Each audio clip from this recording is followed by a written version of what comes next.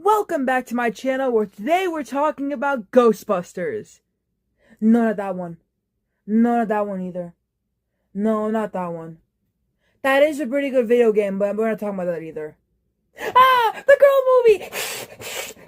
And no, we're not talking about those newer movies or Ghostbusters 2. As much as I like the newer movies, except for the Frozen Empire movie, Ghostbusters 2 is just a silly movie, and we're not talking about that. What we're actually talking about is a 1975 live-action children's sitcom, The Ghostbusters.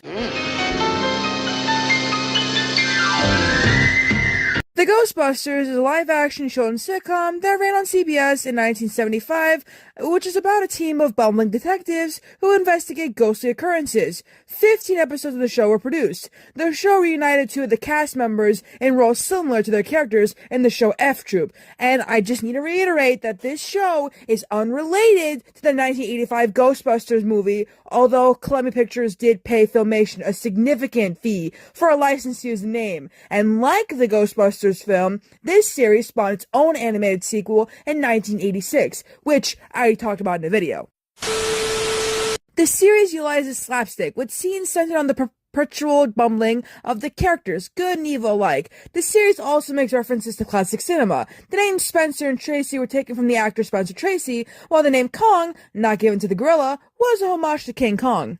We're the Ghostbusters. I'm Spencer. He's Tracy. I'm Kong. Spencer, Tracy, and Kong, bumbling paranormal detectives, billed themselves as the Ghostbusters. Kong, who's played by, Tucker, Force Tucker, was the leader of the trio, with Spencer, played by Larry Storch, as his partner. And also there's Tracy, a gorilla, played by Burns. The gorilla had a name.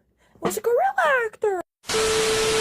Anyways, Tracy was their assistant, and she also drove their car. I don't know if Tracy's a girl or a boy. That's besides the point, though. Their headquarters was situated, and also their car was a barely functional jalopy. Anyways, back to their headquarters. Their headquarters was situated in a rundown office building in an unspecified city. This is not like Ghostbusters, although, what really inspired Dan Aykroyd and Harry Ramis? We're talking about Ghostbusters! Outside of normal office equipment, plus a large armoire on which Tracy hung numerous hats, including his trademark beanie with the propeller on it. The office itself was also dilapidated, with peeling wallpaper and a payphone near the door, as the Ghostbusters' only mean of communication with prospective clients. Spencer's name on the office door was misspelled as Spencer with the S instead of a C, and his first name was given as Eddie in the second episode. Dr. What's-His-Name, that's the name of the episode. And Kong's first name was never mentioned in the original series, so the gorilla has no first name. Oh no, I'm talking about, oh no, fuck, I missed. Tracy's the gorilla, Kong's just a dude. He's just a dude. He's the leader, and he's just a normal dude. Each episode consists of the same formula. In the pre-credits teaser, a ghost or monster, usually accompanied by a half-witted sidekick, would manifest and vow to wreak havoc or vengeance on a particular person, the city, or just even the world in general. And after the credits, Kong would send Tracy and Spencer to a general store to get their next assignment from the unseen Zero. Who's Zero? I don't know. The tape recorded message was usually hidden inside an everyday object, like a bicycle or a typewriter or a toy. In a periodic homage to Mission Impossible, a show we'll talk about in a different video. It's not the next video, but we'll talk about it eventually. The recording would end with Zero saying, "This message will self-destruct, after Tracy counted down the seconds, and then the message, often the item in which it was hidden, would explode in Tracy's face."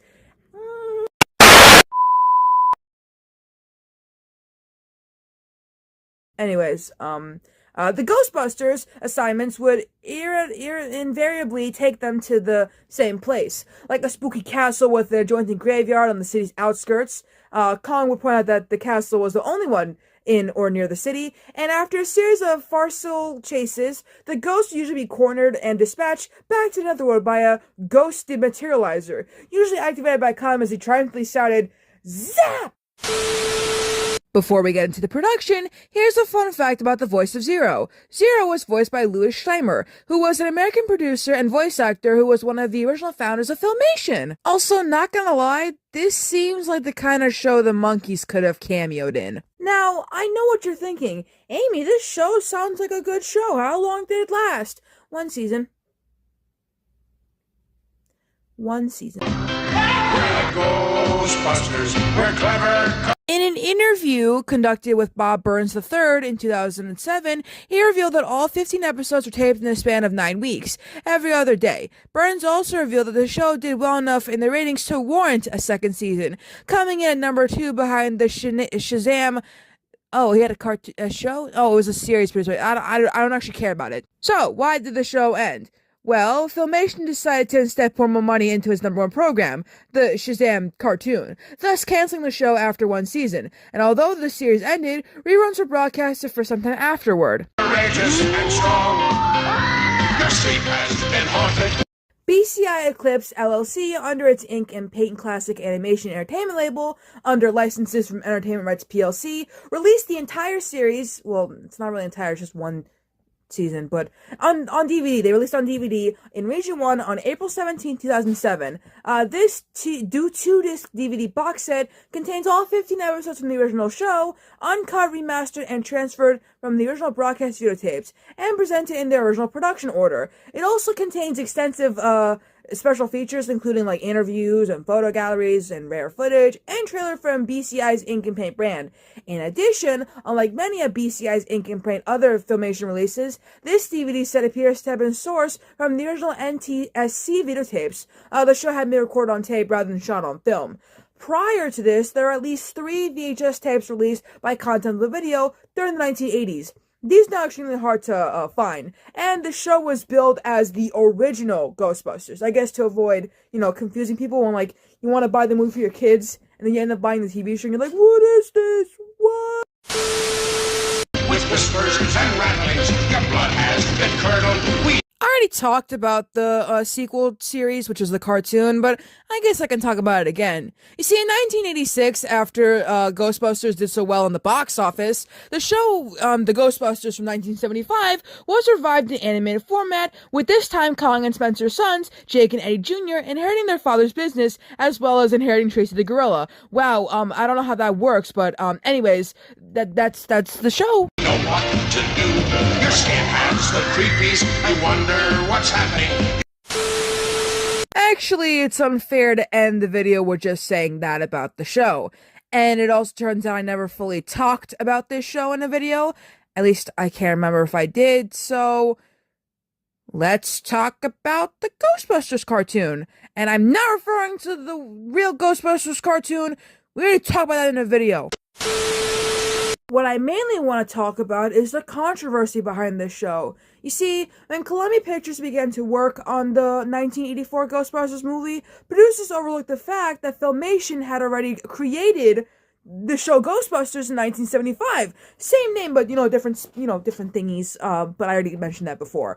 Columbia agreed to license the name from Filmation for $608,000 plus 1% of all the profits, of which there were ostensibly none thanks to Hollywood accounting. But this deal did not include giving Filmation the rights to make an animated series based on the film. So after the film became a success, Filmation offered to make an animated series. But, of course, they didn't go with Filmation, they went instead to DIC, a company that has made...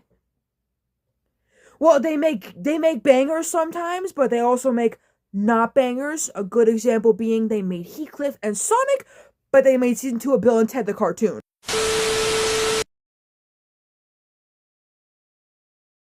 So since Filmation could not make a cartoon about the Ghostbusters movie, they decided to make a sequel show to the Ghostbusters show. It was released just a few days ahead of DIC's series. So DIC had to title the cartoon The Real Ghostbusters just to distinguish it from the Filmation cartoon. The Filmation show and the DIC show aired simultaneously, which left audiences confused because they had the same name and the same concepts.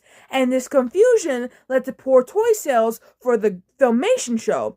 In retrospect, producer Lou Scheimer, who I mentioned before, felt that it had been an era to produce a Ghostbusters show in direct competition to the more popular Columbia show. And that's all there is to say about Ghostbusters, not the Bill Murray and Dan Aykroyd one. I'm talking about the gorilla one. But let me know what you guys think about the Ghostbusters show. Something I never heard of, because, well, this is my whole channel, isn't it? Talking about stuff I never knew about. That I've gone this far. It all started with the monkeys, and I've gone down from there. It's going down, it's only gonna go deeper. Know what to do. Your skin has the creepies. You wonder what's happening. You're safe in our hands. We will take care of you. We're the Ghostbusters. Spirits and demons beware. The Ghostbusters. Wherever you're hiding out there. We know what you're up to. We're ready for anything. We're bold and we're fearless and never afraid. We're always prepared. We're right there with everything. With us on the job, trouble soon fade. The Ghostbusters do it again.